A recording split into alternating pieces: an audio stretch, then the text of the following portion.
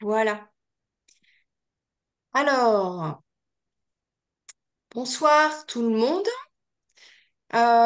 Écoutez, je suis très très heureuse d'accueillir ce soir Férouz et Sabrina qui vont se présenter toutes les deux et on va parler donc de psychobio-acupressure, PBA.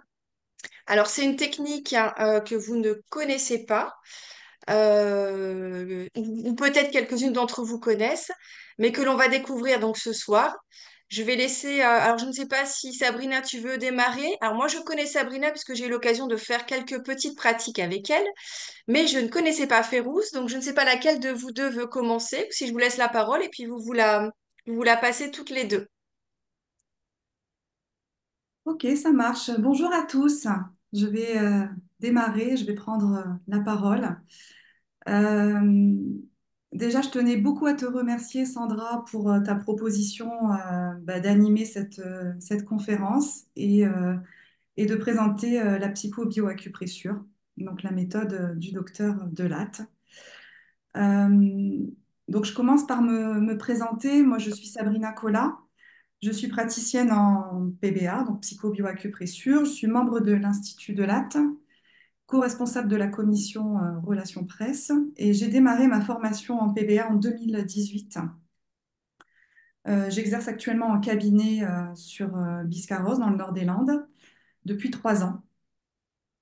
Et j'ai beaucoup de plaisir d'être accompagnée ce soir par Férouz Rouzeau, qui est directrice de l'Institut de Latte, directrice des études, euh, qui nous fait vraiment la joie d'être là ce soir parce qu'elle est beaucoup en déplacement à l'international et je la remercie énormément d'avoir accepté d'animer cette conférence avec moi. Est-ce que Férouz, tu as envie de rajouter quelque chose?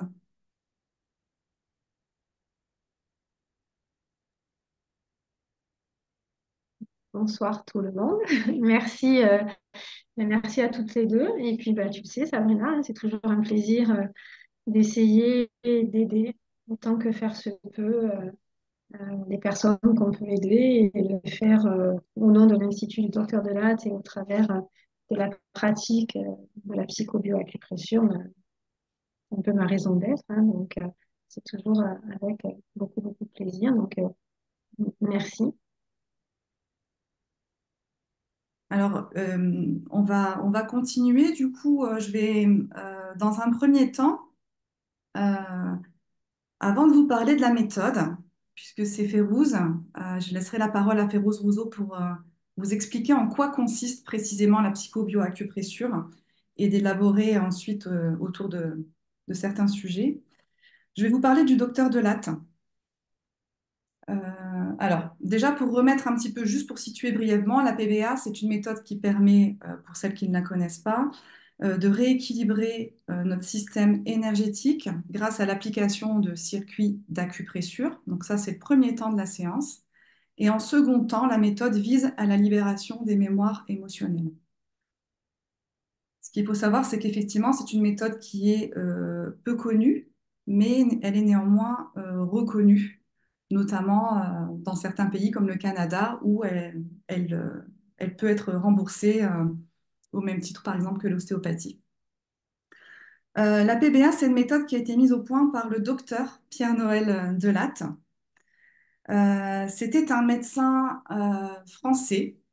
Il était spécialisé dans les maladies tropicales. C'est pour ça qu'il a beaucoup voyagé. D'ailleurs, il a mis au point sa méthode en Nouvelle-Calédonie, qui est le berceau de la PBA, là où il a décidé d'aller s'installer. Ce qu'il faut savoir, c'est que Pierre-Noël Delatte était un homme brillant. Euh, il a eu son bac à 15 ans. Et effectivement, il a été médecin à 22 ans et très tôt, il a été responsable d'un service de santé. C'était un médecin très cartésien. Euh, il avait effectivement,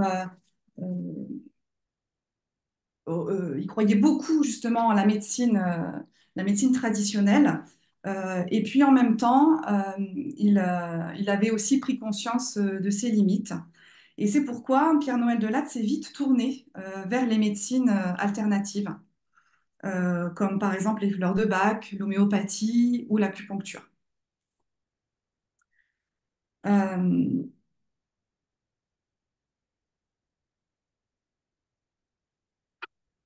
donc, en fait, en tant que médecin, lui, il avait très à cœur d'aider ses patients. Et il cherchait toujours des méthodes pour pouvoir les soulager au mieux. Donc, comme il vivait à Nouméa un jour et qu'il était acupuncteur, il décide un jour de s'inscrire à un stage d'acupuncture, un stage à 5 points, où, qui visait justement à soulager les douleurs de ses patients, hein. Donc, revenu de ce stage, il a commencé à appliquer effectivement ces points d'acupuncture, donc au début avec les aiguilles sur ses patients, et puis il s'est rendu compte très vite que les gens revenaient, enfin ses patients revenaient le voir et ils étaient surpris effectivement de toujours ressentir les mêmes douleurs, mais par contre au niveau émotionnel, ben, ils se sentaient plutôt très très bien. Et donc ben, ils revenaient très régulièrement voir le docteur Delatte.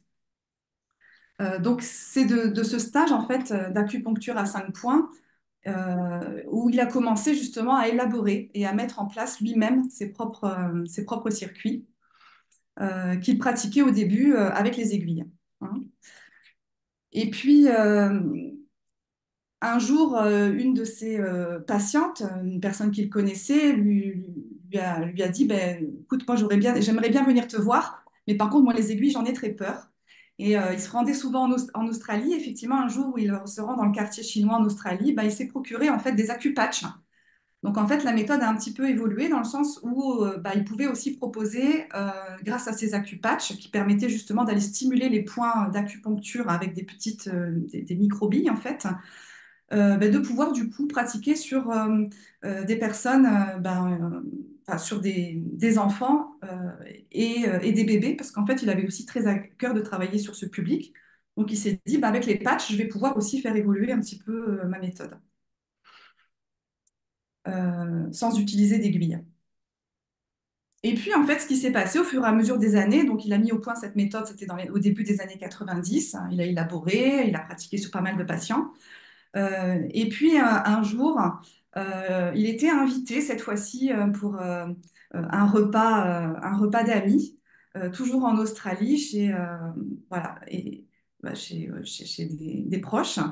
Et puis, il arrive, et effectivement, bah, ses amis lui font part qu'ils ont une fille une adolescente qui est dans sa chambre et qui, depuis quelques semaines, ne veut plus trop sortir et qui n'a pas, qui a un moral un petit peu au plus bas. Et là, bah, il est bien embêté parce il n'avait pas pris sa mallette de médecin. Et donc, il s'est dit, eh bien, je n'ai que mes doigts, en fait, pour pouvoir stimuler les points d'acupuncture. Et donc, du coup, c'est ce qu'il a fait. En fait, il a stimulé les points de manière assez forte et de manière suffisamment simultanée pour créer, en fait, ce circuit et pour que le circuit tourne au niveau énergétique, en fait, et pour pouvoir soulager, en fait, cette jeune fille. Alors, sauf qu'au début, il ne le savait pas.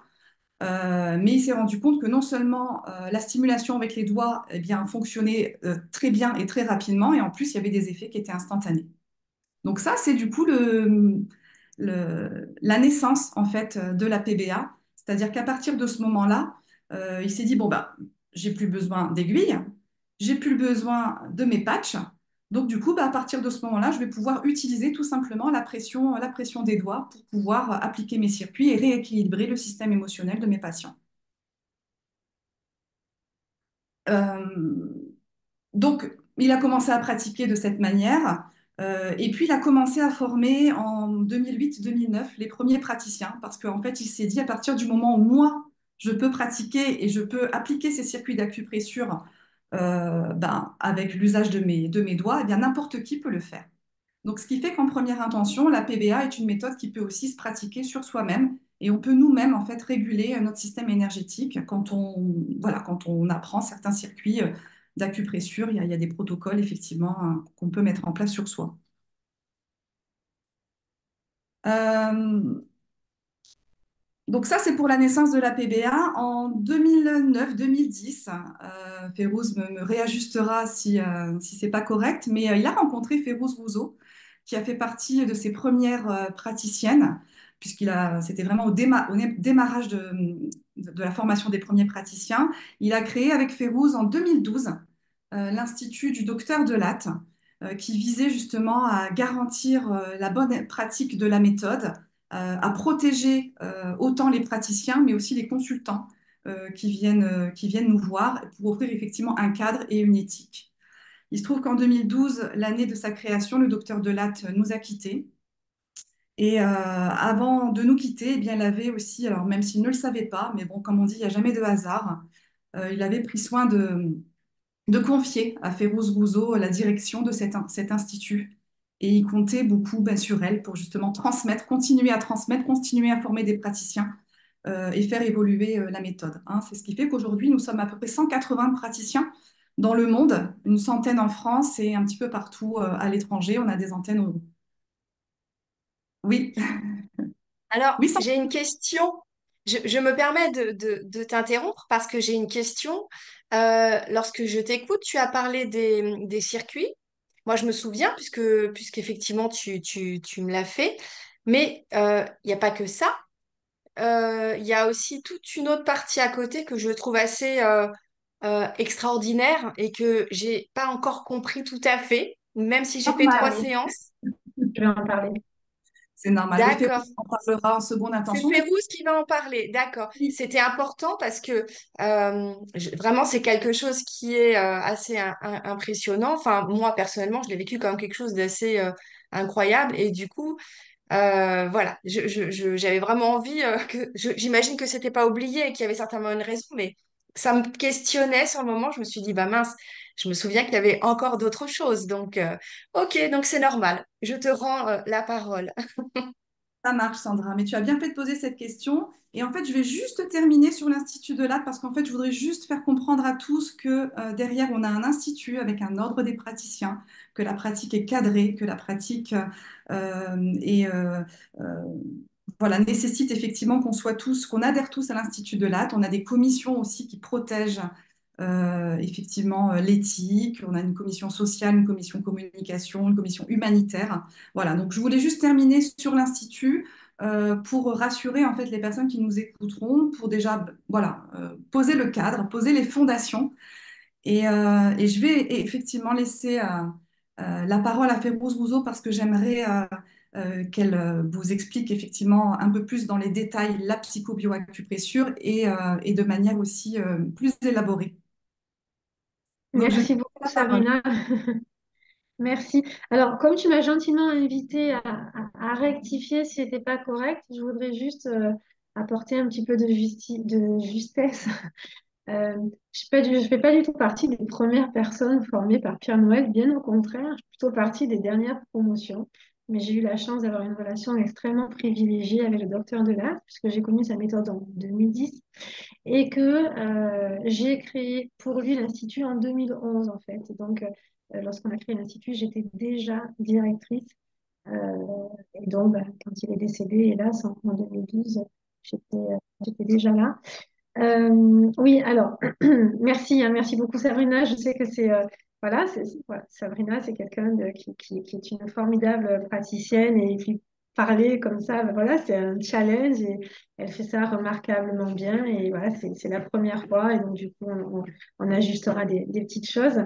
Ce que je voudrais vous proposer, parce que j'ai l'habitude hein, de faire des conférences et pour moi, ce qui est extrêmement important, c'est que chaque personne qui vient écouter une conférence puisse repartir en se disant, j'ai bien fait de venir écouter. Et c'est pour ça que j'aime, alors c'est chouette parce qu'on n'est pas nombreux, c'est un peu plus délicat quand on a beaucoup de monde, mais si vous avez le goût de prendre la parole et avant que je parte dans les détails, de me dire, vous, qu'est-ce que vous attendez ce soir de la conférence? En quoi vous pensez que je peux peut-être répondre à des questions sans avoir la prétention de, mais comment est-ce que je pourrais peut-être vous aider? Qu'est-ce que vous attendez? Ça me permettra d'ajuster mon discours parce que j'ai prévu plein de thèmes dont je vais vous parler, mais je voudrais vraiment répondre à vos besoins en fait. Donc, s'il y en a parmi vous qui veulent me dire, mais voilà, moi, ce qui m'intéresse, c'est cette thématique-là, c'est ce sujet-là, de me le dire. Alors, si j'ai pas la compétence, je vous dirai que je suis pas compétente pour vous répondre, mais si j'ai la compétence, je vais me faire un plaisir de vous partager ce que je sais.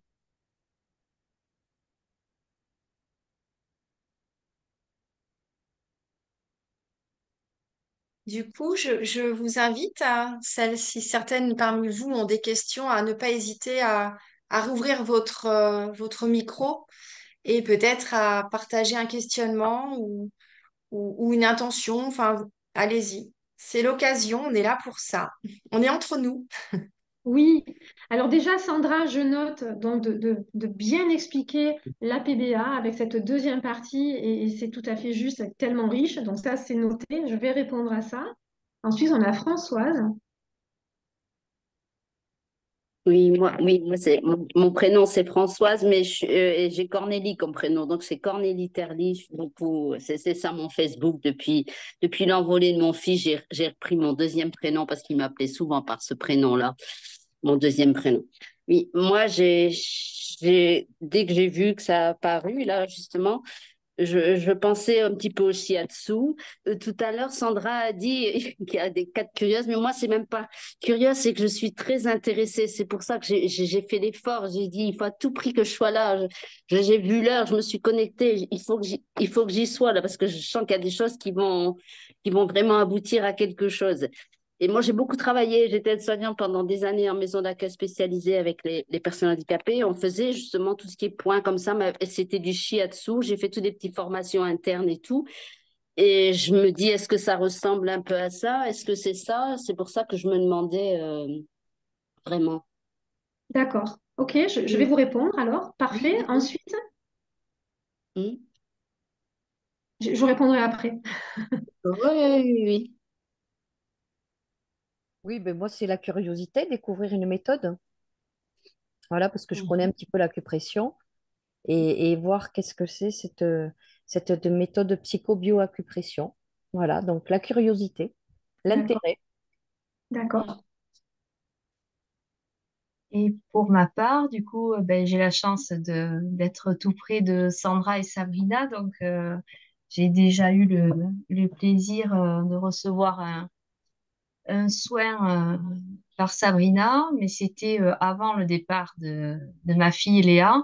Et donc là, moi, mon questionnement, ce serait plutôt de savoir dans ces périodes compliquées de deuil, est-ce que la PBA peut apporter un apaisement ou quelque chose d'un peu plus spécifique? D'accord.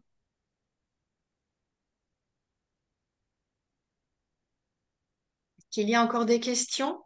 Fleur, peut-être? Tu avais des interrogations? Christelle, peut-être? Non, moi, c'était vraiment pour savoir si on peut apporter un peu de bien-être quelque part. D'accord. Dans le cadre du deuil aussi, je suppose. Oui, c'est ça.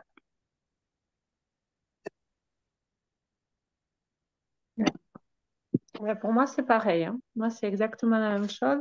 Je vais peut-être mettre la vidéo. C'est la curiosité, je ne connais pas du tout et c'était vraiment voilà, pour savoir de quoi il Apaisé. s'agit. Apaiser, ouais, tout à fait apaisé. Mm, D'accord. merci. Bien. Bon. Je devrais pouvoir répondre à vos demandes. Lorsque Sabrina m'a demandé d'intervenir ce soir, ma première réaction, ça a été non.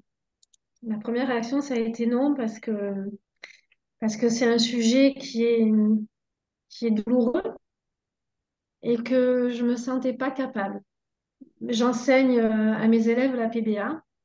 On parle du deuil, mais je me suis dit, je me sens pas légitime d'être en face de parents qui ont perdu un enfant et j'étais pas capable. C'était juste pas possible. Et puis après, je me suis dit, mais non, tu es légitime. Tu es légitime parce que le deuil, c'est quelque chose qui touche tout le monde. C'est quelque chose d'universel. C'est quelque chose qu'on vit de manière très intime, mais tout le monde est concerné.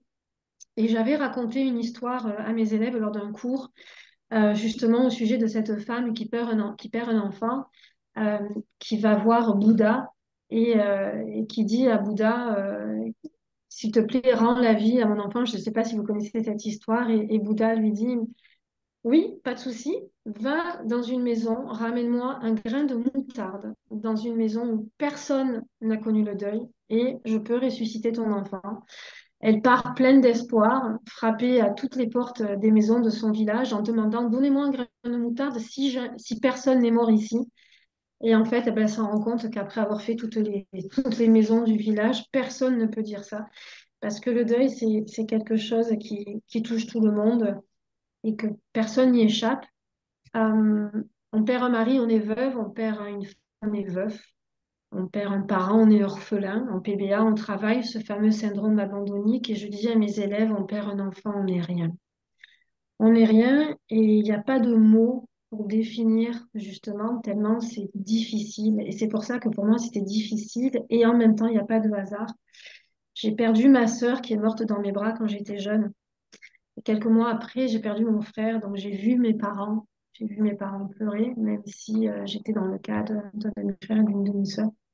Et donc, je me suis dit, si, je pense que je peux être légitime et que je peux peut-être, en effet, partager ce que je peux connaître en tant que praticienne PBA du deuil et comment la psychobioacupressure peut aider. Voilà. Donc, je vais essayer de faire de mon mieux pour répondre à vos demandes ce soir. Et je vais commencer par répondre à Sandra en ce qui concerne une séance de PBA, comment ça se passe.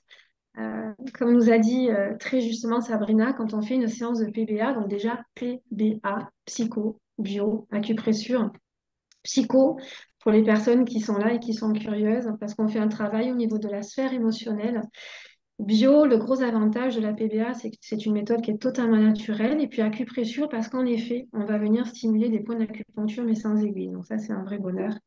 La PBA se pratique en 2 temps, avec une première partie qui consiste à faire un rééquilibrage énergétique. Et lors d'une même séance, une deuxième partie où on va procéder à la libération des blocages émotionnels. Si vous n'êtes pas familier avec cette notion de rééquilibrage énergétique, en fait, c'est très facile à comprendre. On part d'un postulat que la pensée, c'est de l'énergie. Et lorsque notre corps est confronté à des expériences douloureuses, il va réagir. Et il va y avoir des émotions qui vont être analysées par notre cerveau. Notre cerveau va à nouveau envoyer des informations à notre corps, comme par exemple quand on est confronté à de la tristesse, à de la colère, à de la souffrance, etc. Il arrive un moment où le corps se met à bugger, le cerveau se met à bugger, etc., etc.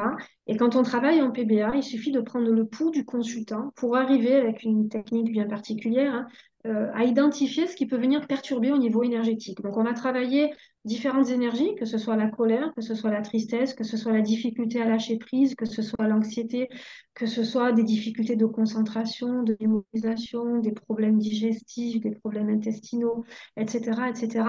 On va pouvoir identifier ces énergies de manière à chasser ces énergies. Le praticien PBA applique des points un petit peu partout sur le corps, donc des points d'acupressure. Ce qu'il faut savoir, c'est que ces points d'acupressure, comme en acupuncture, comme en digipuncture, comme en réflexologie plantaire, tous ces points-là sont reconnus, c'est prouvé, c'est scientifique, pour permettre à l'organisme de venir sécréter les hormones du bonheur, qui sont les endorphines et les encéphalines. Et en fait, c'est toute cette première partie de la séance, même si elle est courte, qui va venir mettre le consultant dans un état de détente qui va permettre dans un second temps d'avoir accès au blocage émotionnel. Et c'est la partie qui a intéressé Sandra. Les blocages émotionnels, on en a tous. On en a tous des centaines. Pourquoi est-ce qu'on a tous des centaines de blocages? Tout simplement parce que d'un point de vue physiologique, l'être humain est constitué de telle sorte qu'il n'est pas équipé pour relativiser quand il est enfant. Avant l'âge de 10 ans chez une fille et avant l'âge de 12 ans chez un garçon, la zone du cerveau qui permet de relativiser, la zone du cerveau qui permet de mettre de la distance quand quelque chose se passe, elle n'est pas mature. Aujourd'hui, à nos âges, si on fait un trou à un chandail, on va se mettre à le recoudre ou on va en acheter un autre. On ne va pas se mettre à pleurer. Prenez une petite fille de 6 ans qui fait un trou à sa plus jolie robe. Elle va se mettre à hurler. Prenez un enfant de 5 ans qui casse un jouet. Pour lui, c'est la fin du monde. Nous, qu'est-ce qu'on va se dire? C'est un bout de plastique, on va le recoller. Pour lui, c'est catastrophique. En fait, on ne peut pas relativiser parce que ce cortex préfrontal qui permet de relativiser commence à mûrir à 10 ans, 12 ans et continue à se développer jusqu'à 25 ans chez les garçons, jusqu'à 25 ans pardon, chez les filles et au-delà de 30 ans chez les garçons. Et c'est une zone que vous connaissez parce que vous avez tous entendu dire l'adolescence et les filles sont plus matures que les garçons. Parce qu'en fait, on développe cette zone beaucoup plus vite. Donc, comme on ne peut pas relativiser, tout ce qu'on vit, on le prend au premier degré. C'est ça qui va générer toutes ces émotions de panique, de stress, d'angoisse, etc. Ne pouvant pas les évacuer, on va les stocker à la base du crâne, dans une petite glande qu'on appelle l'hippocampe.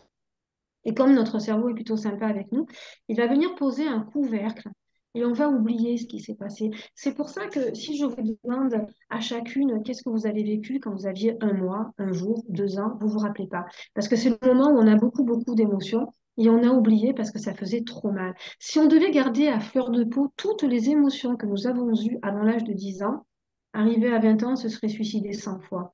D'où ce couvercle que le cerveau va mettre et les points d'acupressure que le praticien PBA vous fait en première partie de séance, c'est justement pour soulever ce couvercle virtuel. Ça, c'est des raisons principales pour lesquelles on a tous évoqué. L'autre raison, elle est aussi physiologique. C'est parce que quand on est un fœtus dans le ventre de maman, la zone du cerveau qui permet d'imaginer, qui permet d'inventer, cette zone, qui est aussi la zone des émotions, que vous connaissez, qu'on appelle l'hémisphère droit, cette zone est tout de suite opérationnelle. Par contre, la zone du cerveau, l'hémisphère gauche, qui permet de parler, communiquer, analyser, elle n'est pas opérationnelle. Elle commence à être opérationnelle à l'âge de 2 ans, en fait, quand on commence à parler. Un enfant à 2 ans, s'il se fait mal, il va commencer à dire ah bobo. S'il a peur, il va commencer à dire ah peur. Mais avant, il ne peut pas, parce que le cerveau gauche, l'hémisphère gauche n'est pas mature. Et c'est ce qui fait que quand on est dans le ventre de maman, on va dire qu'un bébé ressent des émotions. Oui, l'hémisphère droit est opérationnel. Mais est-ce qu'il va pouvoir analyser ce qu'il vit dans le ventre? Non. Est-ce qu'il va pouvoir analyser ce qu'il vit jusqu'à l'âge de 2 ans? Non, parce que l'hémisphère gauche, lui, n'est pas opérationnel. Donc, ça veut dire qu'on peut vivre des traumatismes, on peut vivre des choses qu'on interprète d'une certaine manière sans que ce soit des traumas, mais comme il n'y a pas de sens, on va l'inventer. Donc, ça veut dire qu'on peut aussi avoir des blocages émotionnels pour des choses qui ne se sont jamais passées quand on est petit, mais tout simplement parce que comme on avait besoin de donner du sens à ce qu'on ressentait, on a inventé, on a imaginé quelque chose. Et la zone du cerveau qui nous demande d'avoir ce sens, et j'y reviendrai peut-être tout à l'heure, c'est ce qu'on appelle le cortex singulaire antérieur. C'est une zone que vous connaissez tous. Quand vous vivez quelque chose et malheureusement, en ayant perdu un enfant, vous êtes confronté à ça, la première chose, le premier réflexe, c'est mais pourquoi? Pourquoi? Pourquoi? Je veux comprendre pourquoi. C'est cette zone de votre cerveau, le cortex singulaire antérieur, qui vous demande de comprendre pourquoi, pourquoi. Je veux du sens, je veux comprendre pourquoi moi, pourquoi lui, etc., etc. Donc, vous voyez, il y a vraiment des notions physiologiques qui interviennent et qu'on peut expliquer aujourd'hui avec les neurosciences. Donc, ça, c'était pour un petit peu vous expliquer pourquoi on a tous des blocages émotionnels. Et donc, la PBA, c'est une technique qui va pouvoir intervenir sur ces conditionnements que l'on a acquis déjà quand on est petit, voire même in utero. Je vous donne un exemple de blocage qui est très facile à comprendre. Prenez un enfant de 6 ans qui va à l'école. Toute l'année, on lui dit qu'il est nul et qu'il ne fera jamais rien. Plus tard, il peut manquer de confiance en lui. À la naissance, ce manque de confiance, il ne l'avait pas. C'est un blocage. Ça veut dire que c'est un conditionnement que l'on acquiert, qui se crée à notre insu et qui nous empêche d'être nous. Et la PBA, en fait, c'est une technique qui va pouvoir justement intervenir sur les conditionnements acquis qui nous empêchent d'être nous. Mais là où il ne faut pas se tromper, c'est que les blocages, certes, quand on est enfant, on ne peut pas relativiser. Donc, c'est bien évidemment le moment où on va avoir le plus d'émotions et le plus de chances de se créer des blocages. Mais adulte, vous perdez un être cher, vous êtes victime d'un viol ou d'un gros traumatisme, vous allez également, même si vous êtes adulte, vous brancher sur des blocages émotionnels qui vont souvent faire écho avec des choses qu'on a peut-être vécues quand on était petit. Je vous donne un exemple par lequel passent beaucoup de parents qui perdent un enfant. C'est le syndrome abandonnique, en fait. On se sent abandonné par son enfant, mais on n'a pu, enfant, se sentir abandonné alors qu'on ne l'a pas été, parce que on a à un moment donné eu besoin d'une présence qu'on n'a pas ressentie comme on voulait, et ça ne veut pas dire qu'on a été abandonné pour autant. Et donc, il va y avoir des choses vécues dans l'enfance qui vont se rajouter à des événements extrêmement difficiles qu'on peut également vivre adulte. Et c'est pour ça qu'on dit qu'il y a un déclencheur, mais qu'il y a aussi des programmants dans l'enfance. Et ce qu'il y a de merveilleux avec la méthode du docteur Delatte, c'est que non seulement on va pouvoir agir sur ce qui fait souffrir aujourd'hui, mais on va pouvoir également aller nettoyer les mémoires du passé qui renforcent les souffrances du présent. Est-ce que c'est bon là par rapport à ce que je vous dis jusqu'à maintenant? Ça va? Faut continuer? Ok. Alors, j'ai prévu de vous parler en même temps, je jette un œil au timing parce que je sais qu'on a un temps de questions-réponses qui est très important. J'ai prévu aujourd'hui de peut-être vous parler de notions. Je vais pas vous parler du deuil, mesdames, parce que vous y êtes confrontés, parce que vous pouvez, j'ai envie de dire, malheureusement en parler mieux que personne. Je voudrais vous parler du deuil peut-être d'une manière dont on ne vous a pas nécessairement parlé, parce que quand il est question de deuil, on part sur les notions de colère, de déni, etc. Vous connaissez ça, vous n'avez pas besoin de moi. Je voudrais vous apporter des notions peut-être sur la résilience. La résilience, vous connaissez, la résilience, c'est l'aptitude qu'on va avoir à rebondir quand on vit quelque chose de difficile. On a quelqu'un d'absolument extraordinaire en France, Boris Cyrulnik, n'est-ce pas, qui parle de ces notions de résilience. Et je voudrais vous rappeler une chose, c'est que comment on va réagir adulte face à quelque chose de difficile, c'est conditionné, comme nous l'enseigne Boris Cyrulnik, quand on est enfant, par ces notions de facteurs de protection, par ces notions de facteurs de vulnérabilité. Et il y a quelque chose qu'il faut savoir, c'est que quand on vit un premier traumatisme enfant, et la manière dont on va le vivre, la manière dont on va se sentir accompagné ou pas, c'est un petit peu comme ça que va être conditionné plus tard comment on va vivre ce qui se passe. Et c'est pour ça que on a beau vivre quelque chose de difficile adulte, si la mémoire enfant des premiers traumatismes, c'est que quand j'ai vécu quelque chose de difficile, j'étais seule. Vous aurez beau avoir toute la planète autour de vous, vous allez vous sentir seul. Eh bien, la PBA, c'est une méthode qui peut agir justement au niveau de ce sentiment de solitude qui est fréquemment ressenti. En ce qui concerne également ces notions de résilience, euh, vous savez sans doute, mais je voudrais l'approfondir, et j'en ai parlé tout à l'heure, le cortex singulaire antérieur, il y a besoin de restructuration cognitive, il y a besoin de comprendre pourquoi, il y a besoin de sens. Quand on vit quelque chose, cette zone dans notre cerveau, vous avez tous les neurones qui s'allument. Pourquoi?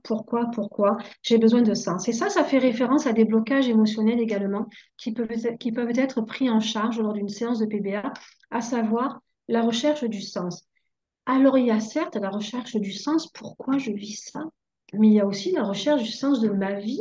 Aujourd'hui, euh, qu'est-ce que je vais devenir? Comment je vais donner une nouvelle orientation à ma vie?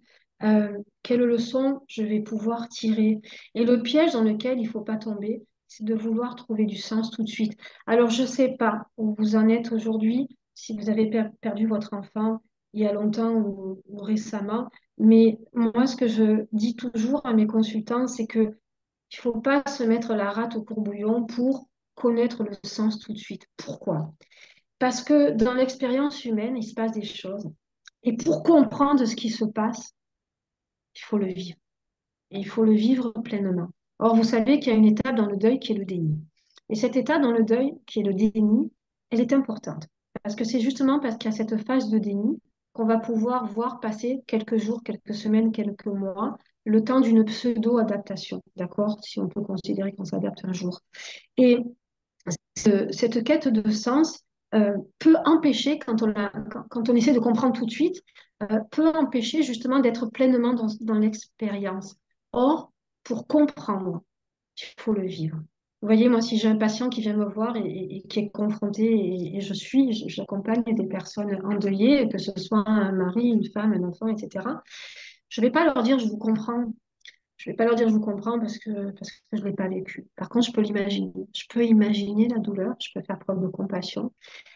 Mais vous pouvez le comprendre parce que vous l'expérimentez. Et c'est parce qu'on l'expérimente pleinement qu'on peut, dans une autre étape, comprendre. Une fois que vous aurez passé cette étape de compréhension, vous allez dans le savoir. Et une fois que vous aurez passé cette étape du savoir, vous allez pouvoir être dans la connaissance. Et une fois que vous aurez passé cette étape de la connaissance, vous allez pouvoir devenir.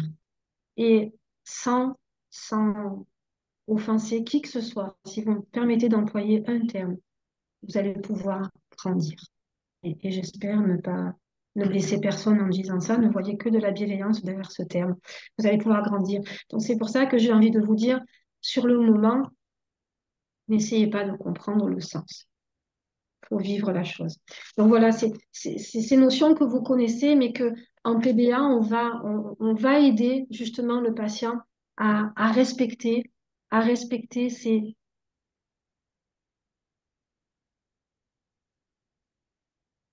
Hop, je reviens, je vous avais perdu. Donc le praticien en PBA peut aider le consultant à, à respecter ces différentes étapes que la douleur, que la souffrance, que le mental peuvent nous empêcher de respecter.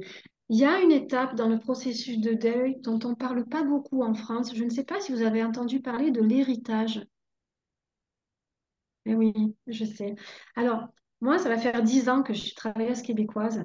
Et au Canada, on avait un prêtre qui était un professeur à l'université à Ottawa, euh, qui enseignait beaucoup autour du deuil et qui enseignait beaucoup, notamment cette étape d'héritage que j'aime partager. Euh, L'héritage, qu'est-ce que c'est? Et je l'ai compris, je l'ai perdu quand je l'ai compris quand j'ai perdu mon papa, je l'ai compris quand j'ai perdu ma sœur, je l'ai compris quand j'ai perdu mon frère et quand j'ai perdu des êtres chers comme le docteur Delatte qui m'avait confié sa méthode. C'est que on reçoit en héritage ce qu'on a vécu avec l'être cher qu'on a perdu. J'ai une de mes patientes qui a perdu son enfant qui était extrêmement sportif. Elle n'était pas du tout sportive et du jour au lendemain, elle s'est mise à faire du sport et à exceller en sport. Et en fait, sans s'en rendre compte, des notions que son enfant lui avait partagées dans ce qu'il ressentait, dans ce qu'il éprouvait, dans le plaisir qu'il avait, etc. Elle est venue hériter de ça et elle a permis à son enfant de vivre à travers elle. Je dis toujours à ma fille, par exemple, je lui dis, mais tu sais, moi, mon papa, il vit à travers moi. Il vit à travers moi, au travers des valeurs qu'il m'a inculquées et que je te transmets. Le docteur Delatte m'a transmis sa méthode, je la transmets à mon tour et donc je permets aussi au docteur Delatte. Et en fait, tout ça mais ça fait partie de l'héritage. Euh, on a par exemple une femme qui gère la comptabilité, etc. Elle décède, tout d'un coup, son mari se met à s'apercevoir qu'il est aussi capable. Ça veut pas dire qu'il faisait, mais il a voyé faire ceci, faire cela. Et du coup, il reçoit aussi en héritage. Donc en fait, c'est vraiment de permettre d'honorer l'âme de l'être cher et de lui permettre de vivre. D'héritage, elle est extrêmement importante parce qu'en fait, on s'approprie l'énergie de cet être tant aimé qu'on a perdu. On s'approprie son amour, on s'approprie ses qualités, on s'approprie ses aptitudes et on leur permet de continuer d'exister et on lui permet d'exister à travers nous. Et, euh, et c'est une notion d'héritage qui est, euh, qui est très importante. Voilà. Ça va toujours? Oui. On a parlé de l'héritage, on a parlé du sens, on a parlé de la résilience. Je souhaitais vous donner un exemple de blocage émotionnel et comment on peut le travailler en psycho-bioacupressure avec un blocage qui va peut-être vous parler aux uns et aux autres. Euh, bon, alors voilà, on a tous perdu un être cher ici et c'est parfois des personnes. Moi, je vois par exemple à mon papa qui avait la maladie d'Alzheimer, qui a un cancer qui s'est généralisé. Et j'ai entendu quand il est décédé, ah, ben c'est bien, il souffre plus, etc. Et à un moment donné, j'ai eu l'impression de ne pas me sentir accueillie dans ce que moi, je ressentais. C'est comme si Mais attends, en gros, il est libéré, donc à la limite, souffre pas. Comme ça. Et vous savez, ce sentiment de ne pas être accueilli dans ce qu'on ressent peut nous faire basculer sur un blocage émotionnel très pervers, où on va refouler, où on va pas montrer ce qu'on ressent, où on va être en colère et on va peut-être refouler cette colère. Et quand on se met à refouler ces émotions-là, parce qu'on ne se sent pas accueilli, ce qui risque de se mettre en place, c'est un autre blocage émotionnel, qui est le sentiment de vide intérieur. Et ça devient pervers. Vous savez, c'est un enchaînement de blocages, c'est ce qu'on appelle les schèmes des blocages émotionnels, parce que ce sentiment de vide intérieur, ce qu'il va nourrir chez nous, c'est une coupure avec notre réalité.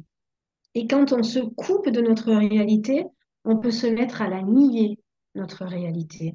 Et vous savez, je dis toujours que quand on nie la réalité, plus le sommeil est profond et plus le réveil est douloureux. Et c'est pour ça que la PBA peut être un outil intéressant pour nous garder connectés à notre réalité, pour nous garder connectés à nos émotions. Autre chose que le sentiment de vide peut également entraîner, eh bien, c'est de ne plus être à l'écoute de nos désirs et de nos envies, parce que il va falloir gérer plein de choses. Peut-être qu'il y a des frères, il y a des sœurs à côté. Il faut aussi gérer les frères et les sœurs. Peut-être qu'il y a un parent aussi qu'il faut aider. Il y a des grands-parents aussi qu'il faut aider qui ont perdu leur petit enfant ou leur petite fille. Et du coup, on se coupe complètement de nos propres désirs, de nos propres envies. Et quand on est coupé de nos désirs, de nos envies, on n'est plus à l'écoute de soi. Donc, on n'est plus en harmonie avec soi. Et là aussi, une fois de plus, il arrive un moment où il va y avoir un pétage de plomb. Eh bien, le praticien PBA peut aussi nous aider à faire attention, à ne pas partir là-dedans et à venir déverrouiller ce qui pourrait nourrir cette coupure avec nos propres désirs, nos propres envies, nos propres besoins. Un autre blocage qui peut découler du sentiment de vide intérieur, eh bien, c'est le fait de ne plus être à l'écoute de notre petite voix intérieure. Est-ce que c'est un terme que je peux employer avec vous? La voix intérieure, est-ce que vous m'autorisez à parler de conscience ou d'âme? C'est correct? Ok. Eh bien, vous voyez, c'est un blocage qui peut venir nous couper de ça. Or, je pense que là où on va être aidé le plus, c'est justement de garder cette connexion avec quelque chose de plus grand que soi, peu importe le nom qu'on lui donne. On peut parler de foi, vous voyez, euh, peu importe aussi le nom qu'on lui donne. Et, et moi, ce qui m'a énormément aidée, c'est la foi que mon papa avait. C'est-à-dire que moi, j'ai toujours entendu mon papa dire, tu sais, on est de la terre, on retourne à la terre. J'ai toujours entendu mon papa dire, c'est la volonté du Seigneur. Et quand il est parti, ben, c'est ce qui m'a aidé de me reconnecter à cette voix intérieure. Et le degré de foi du défunt, ben, ça aide aussi à nous aider. Donc, vous voyez, ça aussi, ça fait partie des blocages émotionnels qui peuvent être travaillés en psychobioacupression. Je voudrais être respectueuse du timing. Je pourrais vous parler pendant des heures et des heures, mais je sais que Sandra, pour elle, c'est important que je puisse aussi répondre à vos questions. Donc, je peux m'arrêter là et Sandra, respecter le délai et répondre aux questions. Je peux continuer sur des tas de choses. Je suis à votre écoute. Eh bien, j'ai envie de dire que bah, c'est très intéressant que tu peux continuer, mais peut-être que là, tout de suite, il y a quelques questions qui pourraient avoir émergé. Et éventuellement, si quelqu'un veut en profiter pour poser des questions sur ce qui vient d'être partagé dans un premier temps, allez-y, je vous en prie, ce serait très intéressant. Soit vous ouvrez le micro et puis vous prenez la parole comme on n'est pas nombreuses, ou si vous êtes plus timide, vous mettez la petite main en l'air, comme vous voulez. Mais non, moi, je voulais juste te dire, bah, j'étais émue là parce que je m'attendais pas à entendre des paroles comme ça. C'est vraiment beau là. Là, oui, elle peut parler toute la soirée encore. On l'écouterait vraiment. Là, ça fait du bien. Il y a des choses qui se remuent et il y a des choses qui sont merveilleuses là qui arrivent, qu'on vit et c'est tout beau. C'est gratitude. Je sais pas. C'est exactement ça, la suite de notre envolée, c'est ce qu'on vit, c'est ce qu'on a vécu, c'est ce qu'on vit encore et c'est tout. On dirait tout est écrit ce qu'elle vient de dire, Férouz, là. Vraiment, c'est notre vie, là. Notre vie de mamans qui ont pu, leurs enfants se sont envolés. C'est exactement ça. Je pensais pas que j'allais avoir de l'émotion là, ce soir. Et puis, mais j'ai une émotion qui me va vraiment, là. Oh là là, ça m'émeut vraiment, là, vraiment. Gratitude, oui.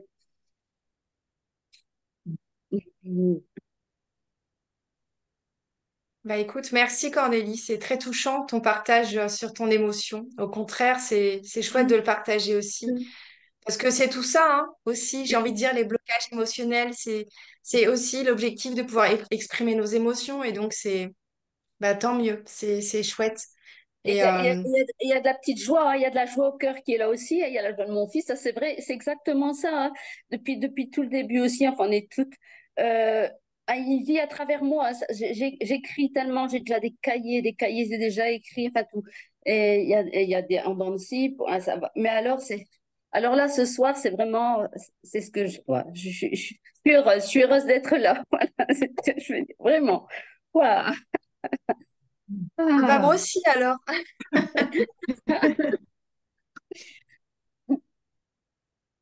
Est-ce que Ah. quelqu'un a une question éventuellement et ou veut rebondir sur ce que nous propose Cornélie, comme vous voulez?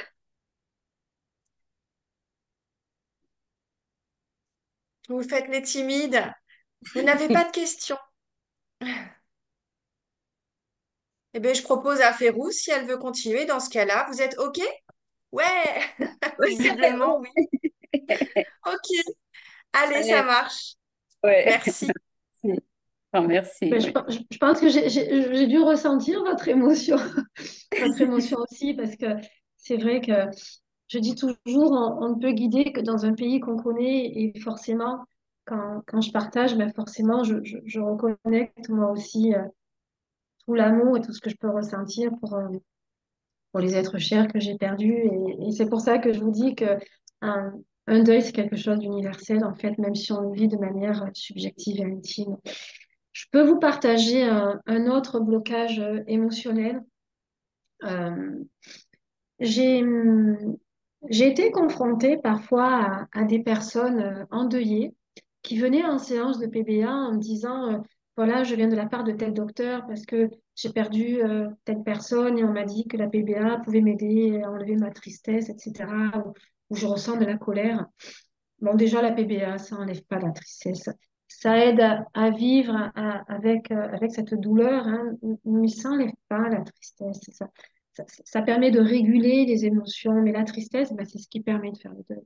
Et comme disait Sandra, ce qui fait de nous des êtres vivants, c'est les émotions qu'on traverse. Et dans les émotions qu'on traverse, ben, il y a celles qui sont agréables et puis il y a celles qui sont désagréables. Mais on ne peut pas être connecté qu'à des émotions agréables, c'est juste pas possible. Ou alors, c'est qu'on est des psychopathes. Vous voyez, moi, une personne qui vient et qui me dit j'ai perdu un être cher et ça va, je le vis bien, je gère bien, je me dis mais mon Dieu, le jour où elle va réaliser comment ça va être. Ou alors, c'est que vraiment, voilà, comme je dis, c'est qu'on est un psychopathe. Et donc, il y a une émotion, bah, vous la connaissez, c'est la colère. Et il y a des personnes qui s'en veulent de la colère. Et moi, j'ai juste envie de leur dire, et c'est vraiment un mot qui revient souvent dans la séance, c'est normal, c'est normal, c'est normal. Et il y a un blocage émotionnel qui concerne l'aptitude au bonheur. On a le droit d'être endeuillé et de ne pas supporter que les gens autour de nous soient heureux. On a le droit d'être endeuillé et d'avoir du mal avec les gens qui dansent et qui font la fête, etc. Et justement, ce prêtre au Canada nommait cela le mal du bonheur des autres. Le mal du bonheur des autres. Oui, ça peut faire référence à un blocage émotionnel qui dit que on n'arrive pas à supporter. Ce qu'il y a d'intéressant en PBA, c'est que si le blocage apparaît, ça veut dire que le fait de ne pas supporter, exagéré par des PBA, on va venir évacuer l'excès. Pourquoi? Parce que si on reste avec ce mal du bonheur des autres, ça va nourrir chez nous un autre blocage émotionnel qu'on appelle la révolte intérieure. Et dès lors qu'on est dans cette révolte intérieure, il risque d'y avoir un besoin de vengeance. Je veux venger, par exemple, quelqu'un qui décède et qu'on considère qu'il y a un traitement qui n'a pas été administré au bon moment, etc. Et il y a des histoires comme ça où on part dans des vengeances, dans des procès qui font peut-être plus de mal qu'autre chose. Et la PBA peut venir aider à ce niveau-là. Donc, c'est un autre blocage dont je voulais vous parler. Je peux également vous parler d'un autre exemple de blocage émotionnel qu'on peut retrouver, qu'on peut travailler en PBA, qui va concerner cette fois-ci un sentiment d'être prisonnier des attentes des autres. Le sentiment d'être prisonnier des attentes des autres, peut-être parce qu'on attend qu'on gère plein de choses, qu'on gère ceci, qu'on gère cela, etc. Et du coup, comme on l'a vu tout à l'heure, on va plus être à l'écoute de nos propres besoins, on va plus être à l'écoute de notre propre nature, puisque finalement nos besoins, nos désirs, nos envies viennent nous parler de notre nature. Donc on n'est plus à l'écoute de notre corps. Et c'est là qu'il peut y avoir des tas de somatisations diverses et variées qui se mettent en place, que ce soit de la fatigue, que ce soit des acouphènes, que ce soit des problèmes de vue, etc., etc. Donc le praticien PBA peut également venir travailler à ce niveau-là. Le fait de se sentir prisonnier des attentes des autres, ce que ça peut également entraîner, c'est qu'on n'ose plus s'affirmer. Et quand on n'ose plus s'affirmer, là aussi, on peut se mettre à somatiser ou à développer d'autres blocages émotionnels comme la perte de contact avec notre authenticité. Donc, comment est-ce que je peux espérer aller mieux si je suis plus moi-même? C'est pas possible. Donc là aussi, la PBA, c'est un blocage émotionnel qui va nous aider à rester connectés à notre véritable identité, quelque part. Voilà au niveau des exemples que j'avais prévu de vous partager. Et puis, une autre notion dont je n'ai pas parlé, qui concerne le pardon, la notion de pardon. La notion de pardon, pourquoi? Mais déjà pour soi. Déjà se pardonner soi. Parce que on n'en parle pas, ou en tout cas pas assez, quand on perd un être cher. Vous savez, le deuil. Le deuil, c'est tout ce que j'ai mis de moi dans l'autre, et notamment mon amour. Donc, tout ce que j'ai mis de moi dans l'autre, l'amour que j'ai mis de moi dans l'autre, le deuil, il va être proportionnel à ça. La souffrance, elle va être proportionnelle à ça. La quantité d'amour que j'ai mis en quelqu'un que je perds, si c'est 10%, ça va pas être la même chose que si c'est 100%. Je vais pas avoir mal de la même manière. Et du coup, quand je dois faire le deuil de l'être cher, je dois aussi faire le deuil de moi-même, d'une partie de moi que j'ai mis dans l'autre qui est parti et qui l'a emmené avec lui. Et donc, du coup, il faut que je me pardonne aussi par rapport à ça et par cette peur, par cette part qui part. Alors, sans faire d'ésotérisme, dans ma croyance, donc du coup, si c'est pas la vôtre, ce que je vais vous dire là, n'en tenez pas compte et oubliez, effacez, coupez et ne rediffusez pas. Mais dans ma croyance, euh, on est tous reliés, on est tous interconnectés les uns aux autres et on vient tous avec des choses à accomplir. Et quand je perds un être cher, que je perds une partie de moi avec lui, c'est cette partie que j'ai plus pour accomplir ce que j'ai à accomplir. Donc, il faut aussi que je me pardonne par rapport à ça.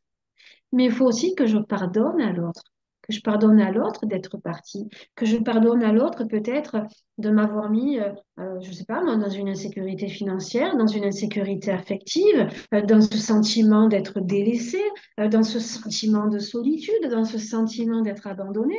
Donc le pardon, il est autant pour moi que pour l'autre. Et, et je trouve que dans les étapes du deuil, on n'en parle pas. On n'en parle pas. Donc en PBA, on peut venir un petit peu élaborer et aider le consultant à aller vers ces notions de pardon. Voilà ce que j'avais préparé pour ce soir, pour rester dans le timing. Eh ben, moi, je suis très, très touchée aussi, hein. J'ai envie de le partager aussi, très touchée. Aussi par ce que tu viens de dire. Quand tu parles du pardon, moi, ça résonne énormément et je pense que ça résonne pour beaucoup d'entre nous. Donc, je te remercie énormément pour tout ça.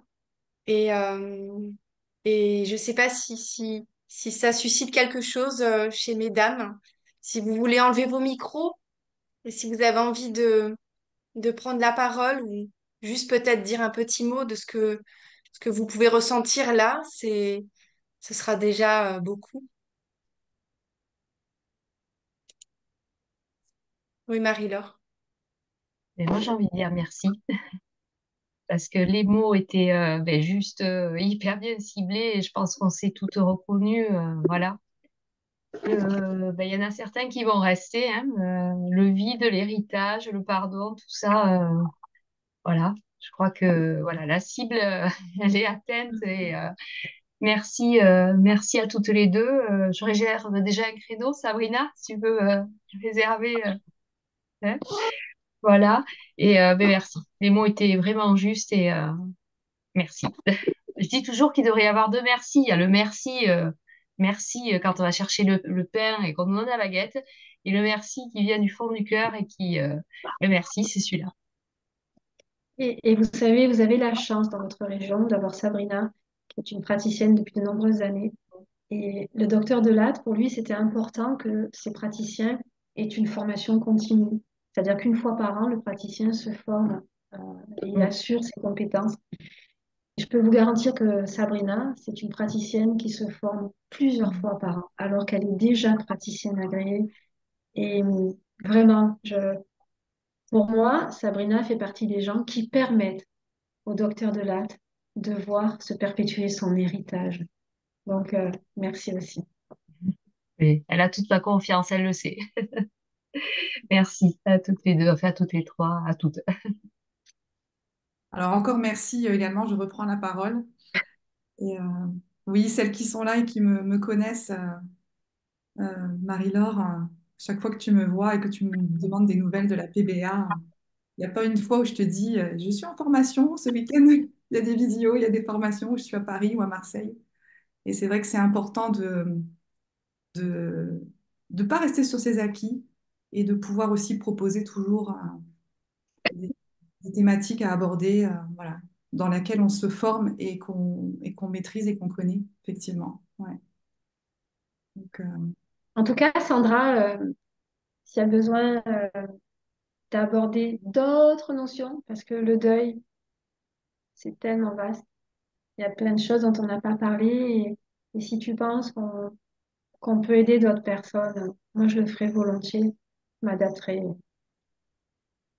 Bah, je te remercie beaucoup. Bah, je suis certaine, déjà, on va partager cette, euh, cette vidéo, cette magnifique vidéo. Et puis dans tous les cas, on garde contact avec Sabrina dans un premier temps. Et puis effectivement, par l'intermédiaire de Sabrina, avec toi, Férouz, mais je suis sûre du succès de cette conférence auprès de toutes nos mamans et quelques papas aussi. Donc voilà, Très mais bien. encore merci. Je ne sais pas si Christelle, si quelqu'un, j'ai vu que vous aviez enlevé vos micros, les filles, si vous aviez envie de partager quelque chose aussi. Oui, moi, je voulais vous remercier à toutes les trois. Merci beaucoup parce qu'on aborde, voilà, c'est vrai que ces conférences nous permettent d'aborder des sujets voilà, il y a tellement de méthodes, on vous le disait tout à l'heure, il y a tellement de méthodes complémentaires mais que celle-là, je ne connaissais pas du tout. Et oui, vos mots nous touchent forcément. Voilà, c'est au plus profond du cœur et ça rentre directement, quoi. Ça touche là. Donc, merci beaucoup. Je ne sais pas comment on peut trouver je sais pas si on dit thérapeute ou je sais pas, Praticien. dans les Patricia? Mm. praticiennes dans les régions. Voilà, je sais pas, il faut aller sur le site, un Ouais. site sur un nom, vous avez non? le site de l'Institut du docteur Delatte, Institut de D'accord, psycho-acupressure. Et en fait, vous allez dans l'onglet annuaire des praticiens, d'accord, vous choisir votre département et vous allez avoir la liste des praticiens par département. Et d'accord, vous avez même aussi des spécificités par rapport à des thématiques sur lesquelles ils ont été formés. d'accord, d'accord. Ça, c'est important parce que moi, je suis un peu loin de Biscarrosse. Donc, ok. Merci beaucoup en tout cas. Merci infiniment. Moi, je suis trop émue pour parler, mais merci beaucoup. Oui, ben moi Merci aussi, hein, Fleur. merci pour pour nous donner des nouveaux outils, pour nous faire découvrir des nouvelles méthodes. Donc, c'était vraiment très intéressant. Merci beaucoup. Et du coup, le merci de la fin vraiment pour Sandra qui œuvre. Donc, je suis admirative. Donc, c'est formidable de pouvoir venir aider tous ces parents au travers de ce que tu fais. Moi, je ne te connaissais pas et voilà, je t'ai rencontré au travers de Sabrina et des infos qu'elle m'avait envoyées et respect. Bah, on est une petite équipe. On est 3 présidentes dans l'association. Moi, je ne suis que l'une des 3. Et on a aussi un vice-président et on a aussi des ambassadrices qui rayonnent un petit peu partout en France et en Belgique. On a des référents deuil en plus de ça qui commencent à être de plus en plus nombreuses. Donc voilà, on a une belle petite équipe et tout doucement on grandit. Donc voilà, c'est plutôt chouette. Et c'est vraiment important pour nous. On est une association ressources et notre objectif, c'est vraiment de pouvoir partager aux parents ce qui existe, ce dont on n'a jamais entendu parler, parce on est absolument convaincu qu'il y a d'autres moyens d'aller mieux que de systématiquement passer par la case uniquement des anxiolytiques et des antidépresseurs. Voilà. Je dis pas, je n'ai rien contre. Il y a des moments où c'est certainement indispensable, mais d'une manière générale, il y a d'autres moyens de s'apaiser et puis d'avancer tranquillement. Donc voilà, pour nous, c'est important de le partager et de le faire savoir. Voilà. Eh bien, écoutez, mesdames, je vais vous laisser toutes partir pour le reste de votre petite soirée. Je vous remercie de votre présence. Merci à vous. Et bah, Sabrina, merci beaucoup. Avec Férouz, merci infiniment.